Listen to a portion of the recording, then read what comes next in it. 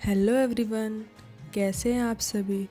तो आप सभी को मेरे वीडियोस शॉर्ट्स देखकर इतना तो पता चल गया होगा कि हमारे यहाँ भी छठ माता का त्यौहार मनाया जाता है। जैसा कि आप सभी लोग जान गए होंगे वीडियोस देखकर या फिर बहुत सारे आसपास के लोगों को ये त्यौहार करते हुए देखकर कि छठ माता का त्यौहार कैसे मनाया जाता है।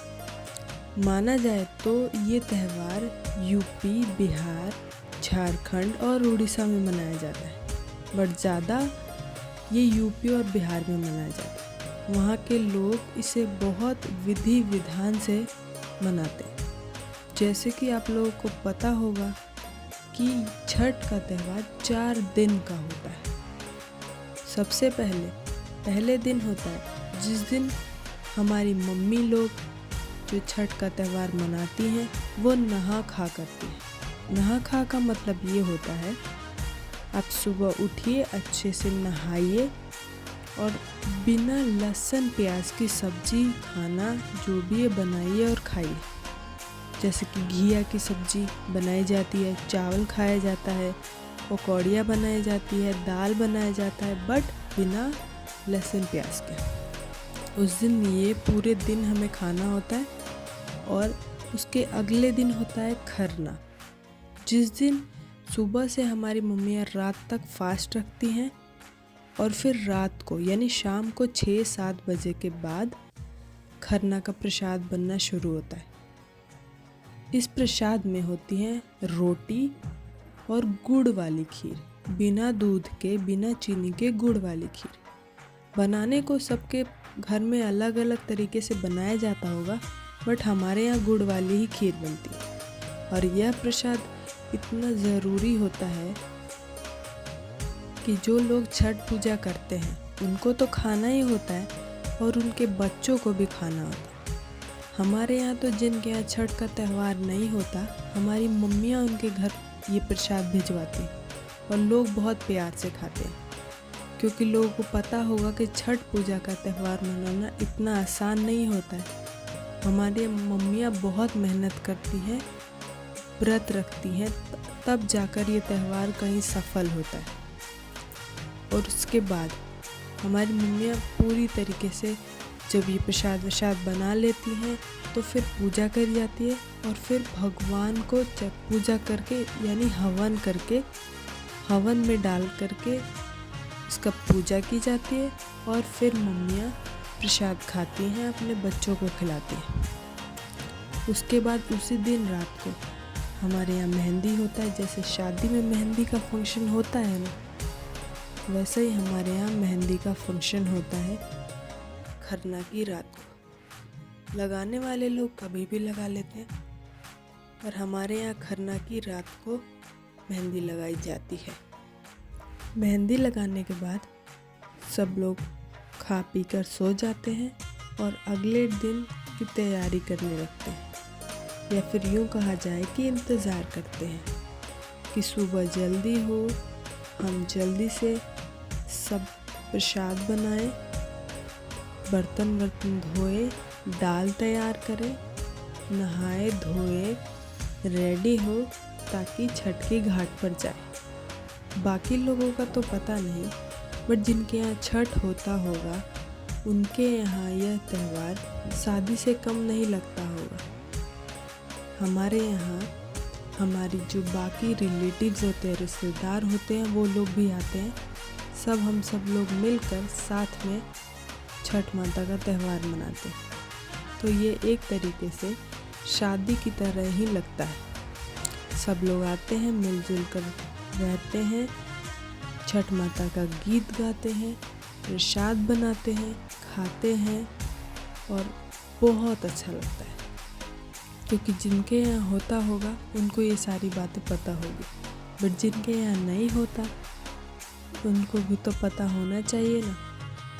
फिर हमारे यहाँ कहने वाले लोग हर तरीके अलग अलग नाम से बुलाते हैं। हमारे यहाँ खजूर बोला जाता है, ये जो बन रहा है इसको बोलते हैं खजूर, और कुछ लोग खास्टा बोलते हैं। कहने वाले लोग अलग अलग तरीके से बोलते हैं, लेकिन समझने वाले लोग समझ जाते हैं कि यही सेम ही प्रसाद है, बट नाम अलग अलग है। इसमें चीनी का सिरप बनाते हैं, पानी में चीनी को घोल के और आटा में उसे मिक्स करते हैं और मिक्स करने के बाद आधे घंटे का या 1 घंटे का गैप ज़रूर दिया जाता है इस प्रसाद में, या फिर इससे पहले जो आपने प्रसाद देखा होगा उस वाले प्रसाद, ताकि वो थोड़ा फूल जाए, थोड़ा मुलायम हो जाए, उसके बाद बनाया जाए। फिर प्रसाद बनता है, जैसे कि आपको दिख रहा होगा, यह खास्टा, कुछ लोग खजूर बोलते हैं उसका प्रसाद। ये प्रसाद बहुत ज़रूरी होता है, तभी आप देखिएगा हर किसी के यहाँ यह जो प्रसाद है वो बनता है। उसके बाद बहुत सारे फल फ्रूट लाए जाते हैं। लाने वाले लोग कम भी ला सकते हैं, बट 5 तरीके का फ्रूट होना ज़रूरी होता है और गन्ना भी सबसे ज़्यादा ज़रूरी माना जाता है। फिर हमारे यहाँ जो दाल होती है उसको लाया जाता है बाज़ार से ख़रीद के, उसे धोया जाता है, सारे बर्तनों को धोया जाता है। फिर उसके बाद से इसे हमारे यहाँ बोलते हैं सूपली या सूप, जो भी बोला जाता हो आपके यहाँ। फिर इसको धोया जाता है, इसकी भी पूजा की जाती है, इस पर भी हल्दी और सिंदूर का टीका लगाया जाता है। जैसा कि आपको दिख रहा होगा, फल फ्रूट पे भी ये चीज़ें करी जाती हैं। ये हमारे बड़ों ने करते हुए आए हैं, तो हमारी मम्मियाँ भी करती हैं। फिर ऐसे सारे फ्रूट्स को सजाया जाता है सुपली में। एक बांस की सुपली होती है, जैसे कि आपको दिख रहा होगा बैम्बो, ये बांस की सुपली है, और वो पीतल की है।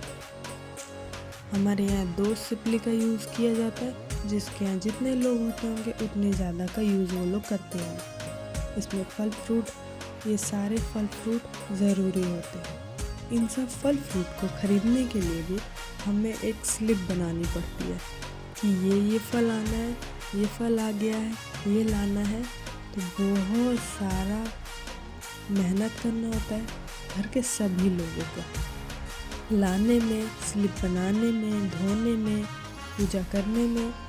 फिर ये सारे को अच्छे से सूप में सजा दिया जाता है और फिर इसको दाल में रखने की तैयारी की जाती है। आपने देखा कि मम्मी ने मेरे जो दाल है उसमें अलग से ये फल फ्रूट्स रखे हैं ताकि वहाँ चढ़ाने के लिए, और वो जो 2 आपने सूप देखे होंगे वो है सूर्य भगवान को अर्घ देने के लिए।